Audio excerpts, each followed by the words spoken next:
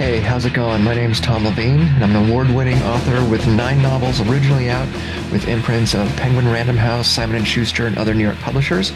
I also run my own independent imprint from which I've published several novels across multiple genres. I've written for Spawn over at Image Comics, and I've written some fiction for the BattleTech tabletop role-playing game. I do have a Master of Fine Arts, dun dun dun, in creative writing, and I've been teaching at the university level off and on for the last several years. This is fictionmentor.com. Let's dive in. Writer's block. A couple of things we need to talk about when it comes to writer's block.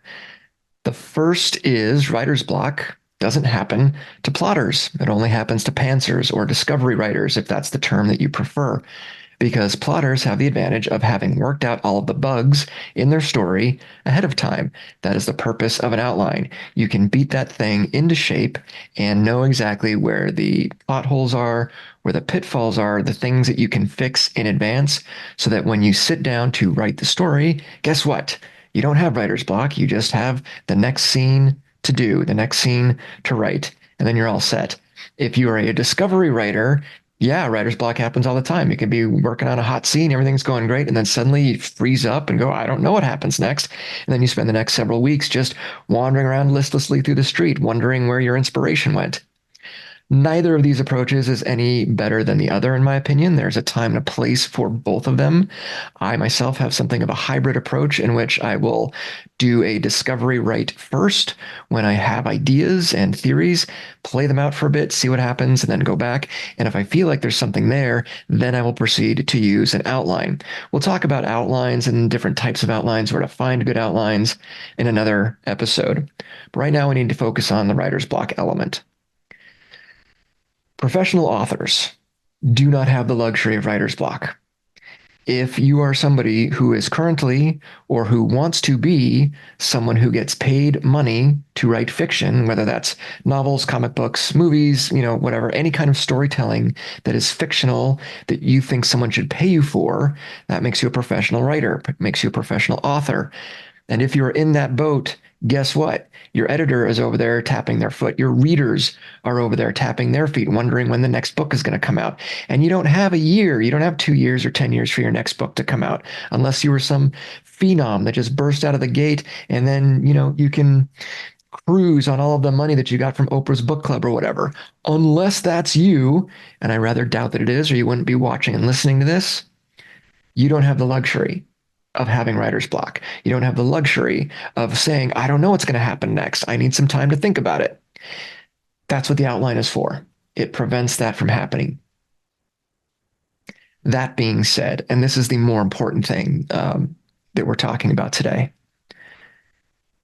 there is a world of difference between writer's block, which is your story, this particular story, you don't know where it goes, right? That's sort of the traditional definition of writer's block. But that's not the same thing as life happens, because you know and I know that life happens. Maybe you got sick. Maybe someone in the family is ill. Maybe there was an accident. Maybe something happened at work. Maybe the kids had a bad day and completely destroyed the rest of your afternoon, whatever. There's any number of things that go wrong on a day-to-day basis. And for that matter, on a long-term basis, a long-term illness, for example. When you are too tired, when you are too drained, when you are too exhausted, when you are too scared to sit down and write 500, 1,000, 2,000, 5,000 words a day on your project, my friend, that's not writer's block. And do not beat yourself up for that. That's life. Now, we do have to make allowances for that. We have to consider that as we go down this path of wanting to be a professional published author or other professional storyteller. These things are going to happen. But if you are physically, emotionally, mentally, spiritually, financially unfit or unwell, and those factors are preventing you from being able to sit down and do the job, that's not writer's block. And you need to take care of that first. Now, for some people, maybe the writing is the therapy. Maybe doing the job is what gets you through the hard times, the illness, whatever form it may take. Great, then go ahead and do that, obviously. But for most of us, when we are facing those kinds of obstacles, trying to write becomes very, very difficult. If you have depression or anxiety or PTSD or one of those other things with which I'm very familiar, you'll know what I'm talking about, right? Sometimes it's an act of sheer will just to get up, never mind to write something creative for the consumption of others. Two very different things. So what can we do about that? Well, step number one is you got to be healthy. You have to get healthy in all of those realms that I just mentioned. You have to take care of yourself, or this career of yours that you want so badly. Who's going to care? You're going to be dead in a year. Okay, being a little bit hyperbolic there, but you know what I mean? If you want to do this professionally and for a living, then you need to take care of your body and your brain and your mind and your heart and your money. Nobody talks about that shit, and I don't know why. But if you're serious about this as a profession, you need to get that stuff lined up and start doing it now. Get out of debt, eat better, exercise, things of that nature. I know that's not fun, and I know that's not sexy for a show called Fiction Mentor, but man, it needs to be talked about. So that's step number one. Step number two is to overwrite. Earlier this year, I was under contract for a novel and I needed to turn in 90,000 words. Friend, I wrote 90,000 words in 2 months. 2 months.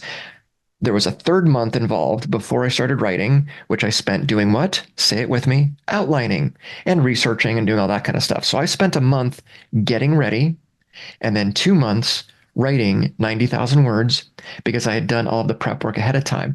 And then once I started the writing, according to my outline, which was very detailed, so I knew what was coming up next, I was aiming to hit my deadline. I needed to hit, I think it was 2,000 words a day averaged or something like that. I can't remember the exact math of how it worked out. But whatever it was, I wrote more than that. Let's pretend it was 2,000 words a day. I would write 2,500. I would write 3,000 because I knew at some point between starting the writing and my deadline, life was going to happen and I wasn't going to write every single day. I'm not a proponent of writing every single day. If you can, great. I try to, but I fail miserably all the time because life happens. So the best way to avoid that kind of writer's block, even though that's not what it is to overwrite every chance you get. If your goal for the day is 500 words, go for 750, go for 1,000. Just get those words down because you know the bad days are coming. That's just life. I'm not being cynical. That's just life. You know it and I know it. You're going to get sick. Your kid's going to get sick. You're going to have to take the dog to the vet, whatever. Life happens. So that's pretty much it. That's all I want to talk about today for that particular topic. Now, creative writer's block is a completely separate thing, and we'll do a chat about that at some point here in the future. But for today, the number one thing I need you to be thinking about is to give yourself time and space to be healthy, to be well. That is how you are going to do your best work, and that's how you are going to avoid the dreaded writer's block, which is a myth anyway. Okay? I hope you found that helpful, and we will talk again soon. Take care.